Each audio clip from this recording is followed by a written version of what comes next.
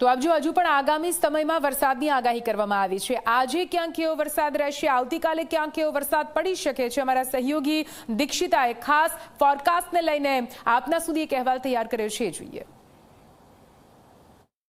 2 વાગ્યા પછી 3 થી 4 વાગ્યાની વચ્ચે શું સિચ્યુએશન છે, તો આપ જુઓ વિંડીમાં જે આ મોન્સૂન ટ્રફ છે એ આખું ઉત્તર ગુજરાત, મધ્ય ગુજરાત, દક્ષિણ ગુજરાત અને સૌરાષ્ટ્ર તરફ આગળ વધી રહ્યું છે અને તેની સિચ્યુએશન સતત બદલતી જાય છે। અહીંયા વડોદરામાં ભારે વરસાદની આગાહી છે, અમદાવાદમાં લગભગ 4 વાગ્યા પછી વધારે વરસાદ થઈ શકે છે।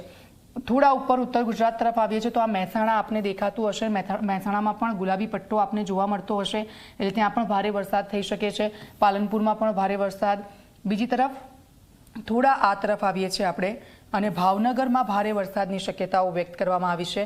અત્યારે તો વરસાદ છે અને તેના કારણે આપ જુઓ જે નદીઓ છે ઓવરફ્લો થઈ ગઈ છે, વધારે પાણી નદીઓની અંદર છે, કારણ કે ઉપરવાસમાં જે વરસાદ છે તેના કારણે ડેમો, ચેકડેમ છે, નદીઓ છે, જળાશયો છે તે ઓવરફ્લો થઈ રહ્યા છે। આ એકંદરે ખૂબ જ સારું છે, કારણ કે આ નદીઓ જળાશયોમાંથી આપણને પીવાનું પાણી, ખેડૂતોને સિંચાઈનું પાણી મળી રહેશે, એટલે ખેડૂતો તો ખુશ છે। ઉનાળા સુધી પાણીનો સારો એવો જથ્થો આપણી પાસે સંગ્રહિત થઈ ગયો છે।